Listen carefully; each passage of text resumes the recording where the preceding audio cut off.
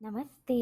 Koala and a cup में आपका स्वागत है। आइए सुनते हैं एक और रोमांचक कहानी जो इतिहास के पन्नों में कहीं दबी है। 18 जून 1576। अरावली की पहाड़ियां सुबह की धुंध में लिपटी चुप खड़ी थीं, पर इस शांति के नीचे इतिहास खून से लिखा जाने वाला था।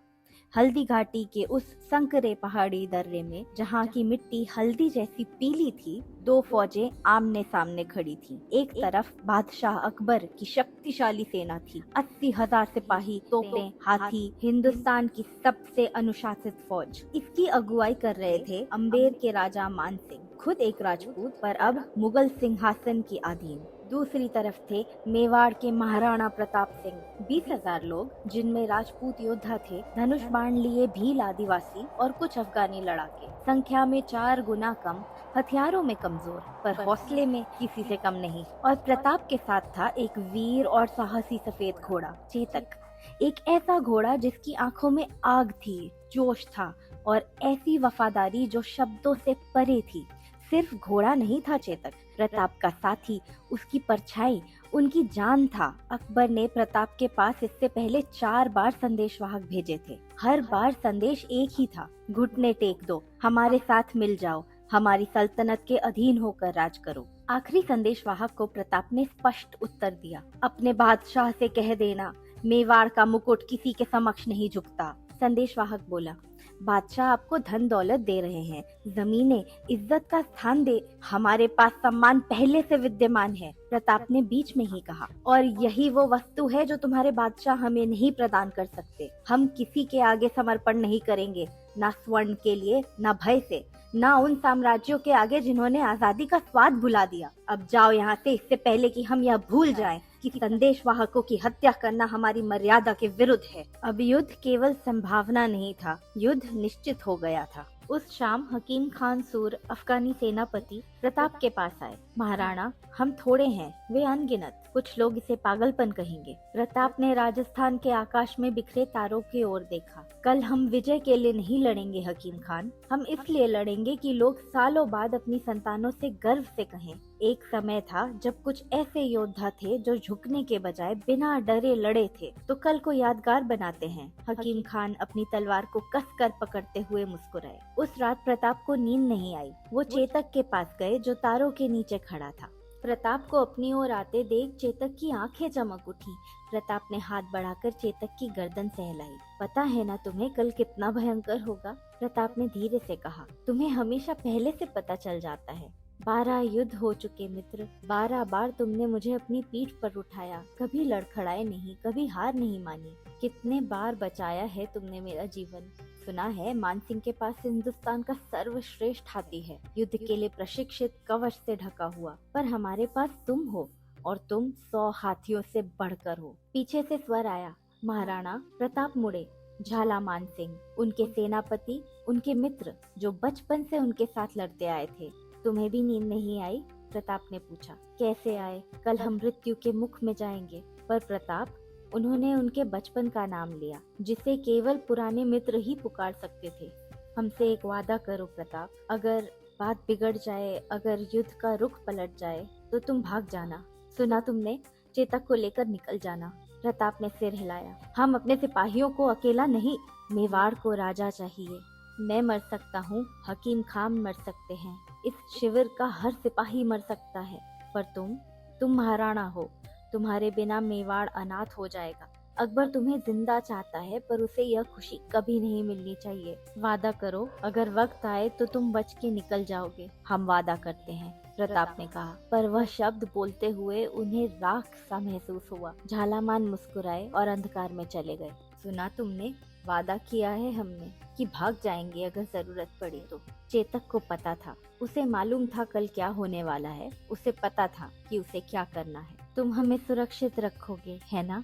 प्रताप ने फुसफुसा कर कहा। चेतक की गर्म सांसें ही उसका उत्तर था। धरती कांप उठी, युद्ध के नगाड़े दिल की धड़कन की तरह बजने लगे। मुगल सेना आगे बढ़ी, लोहे और गुस्से का सैलाब। प्रताप चेतक पर सवार थे। चेतक शांत था, तैयार था। इसी का तो उनने अभ्यास किया था, इसी के लिए तो जन्म लिया था। याद रखना चेतक, प्रताप ने लगाम संभालते हुए फुसफुसाया। हमें जीतना जरूरी नहीं, बस दिखाना है कि मेवाड़ झुकता नहीं। मेवाड़!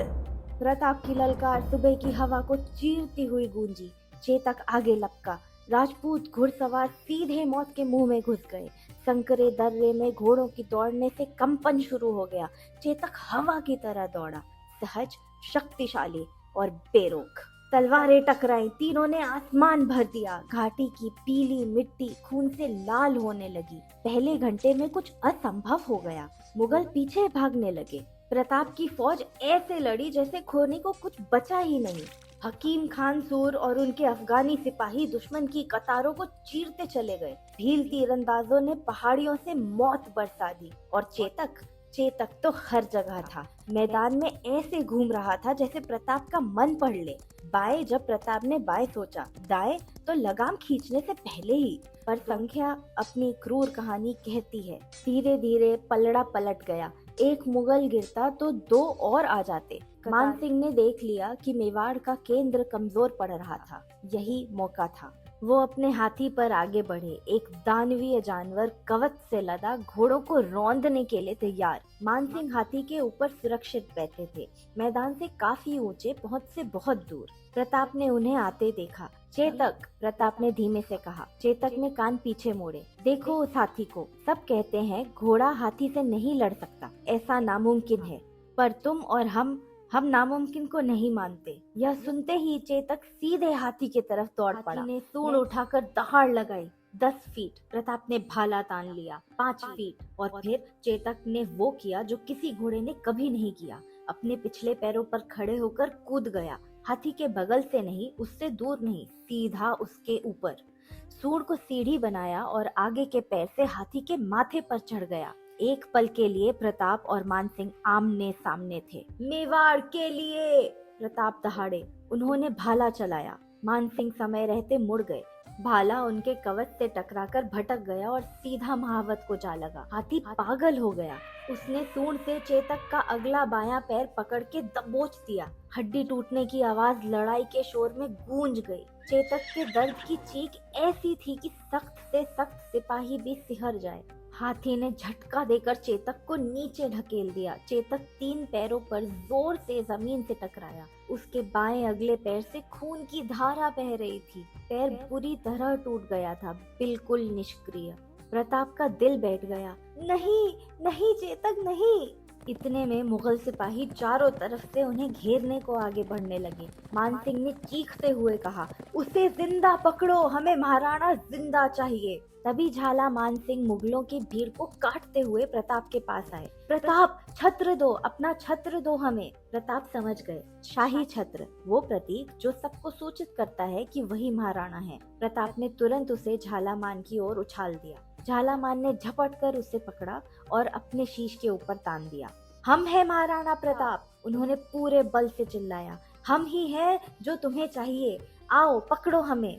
जाओ प्रताप, झालामान ने प्रताप से कहा।